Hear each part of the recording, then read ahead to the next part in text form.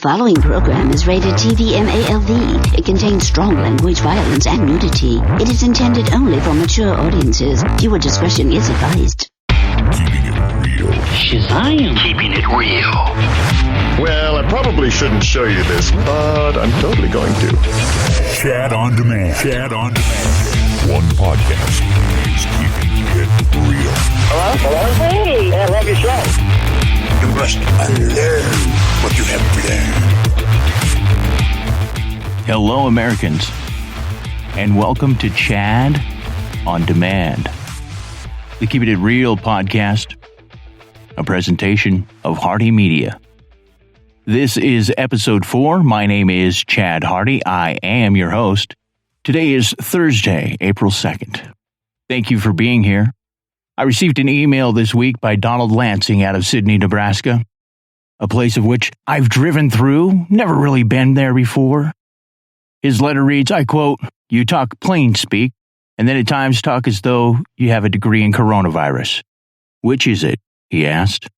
I think, Donald, that I am just today, Donald. Today I feel just like a Western States raised boy with little offer in the sense of peace, much in information, and the God-given gift of being able to deliver it to you as to understand. I feel helpless, as many of us feel, a father like you, a son and brother like you. I feel helpless. You see, Donald has 3 brothers and 1 sister. His mother is alive. His father is passed. 2 of his family members have contracted this horrible virus, and 1 is going to survive. The other, the other, there is little hope as of this hour.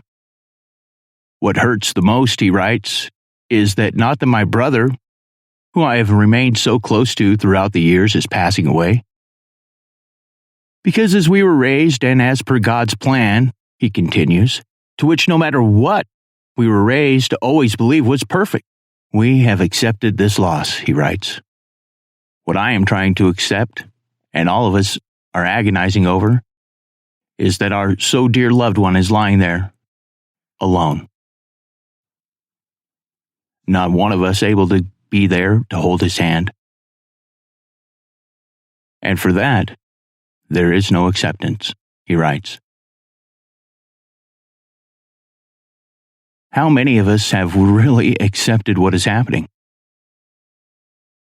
How many of you know someone sick right now?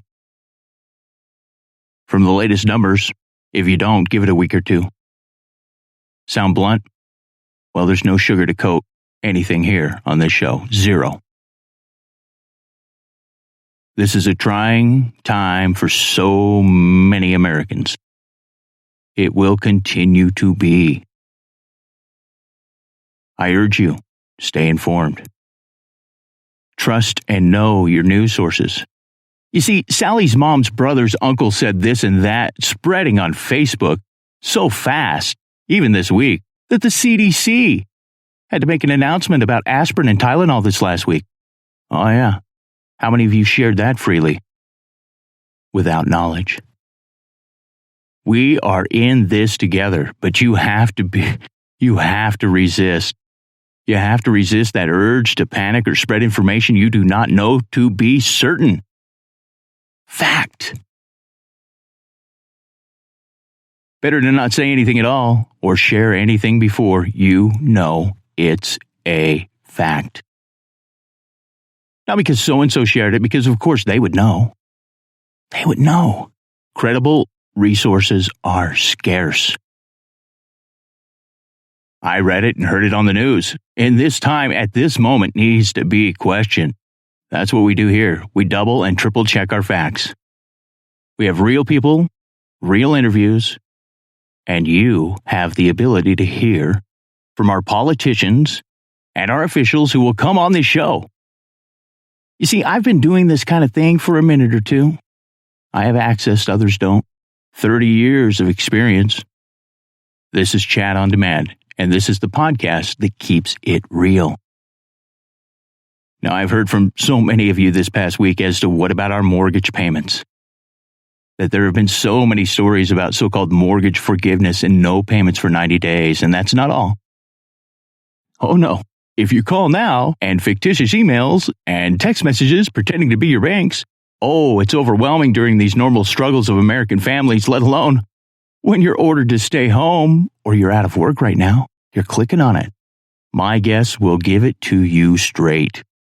Unfortunately, my scheduled guests were all too busy to come on this week, needed to call their clients, needed to get approved to be on the air with me. That's okay. I totally get it. People are taking care of their families and their clients. But it will not stop this show from moving forward. I apologize for the delay, but we're here. And thank you for being here.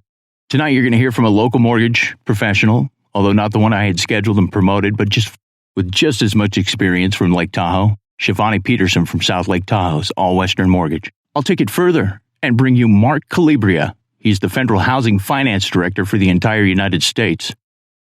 And we will hear from Dr. Eric Topol, an American cardiologist, geneticist, author, and scientist. He is the founder and director of the Scripps Research Institute in La Jolla, California.